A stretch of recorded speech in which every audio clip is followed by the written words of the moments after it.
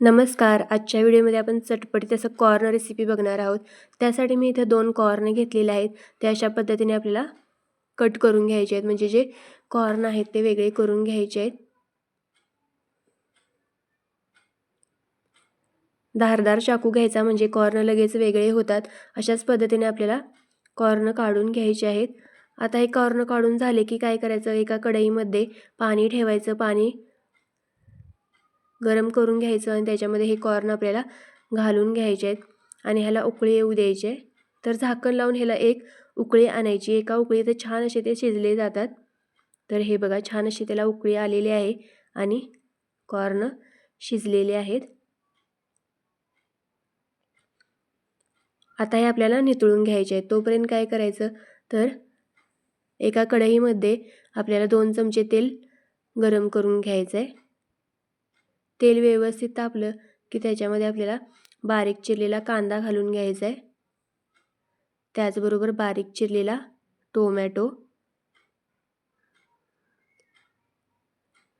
बारीक चिरलेली थोडीशी कोथिंबीर घातली की ते आपल्याला परतवून घ्यायचं आहे. जास्त पण कांदा टोमॅटो आपल्याला मऊ करायचं नाही. फक्त 2 ते 3 मिनिटं आपल्याला हा परतवून घ्यायचा आहे. हे परतवून झाले की काय करायचं, ह्याच्यामध्ये आपल्याला मसाले घालून घ्यायचे आहेत. तर मसाल्यामध्ये आपल्याला पाव चमचा हळद घालून घ्यायची आहे. त्याचबरोबर पाव चमचा धने पावडर, पाव चमचा जिरे पावडर, त्याचबरोबर ज्याप्रमाणे आपल्याला तिखट हवे असेल त्याप्रमाणे आपल्याला लाल मिरची पावडर घालून घ्यायची आहे आणि व्यवस्थित असं मिक्स करून घ्यायचं.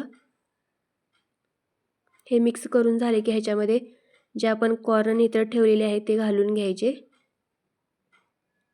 आणि हे व्यवस्थित असं मिक्स करून घ्यायचं. ह्याच्यामध्ये 1 चमचा लिंबूचा रस पण आपल्याला घालून घ्यायचा आहे. त्याचबरोबर चवीनुसार मीठ आणि हे झाकून आपल्याला 5 मिनिटं वाफवायचं आहे. 5 मिनिटानंतर चटपटीत असं कॉर्न तयार आहे. हे मिक्स करून घ्यायचं. वरून भरपूर अशी कोथिंबीर टाकायची आणि पुन्हा एकदा हे व्यवस्थित असं मिक्स करून घ्यायचं.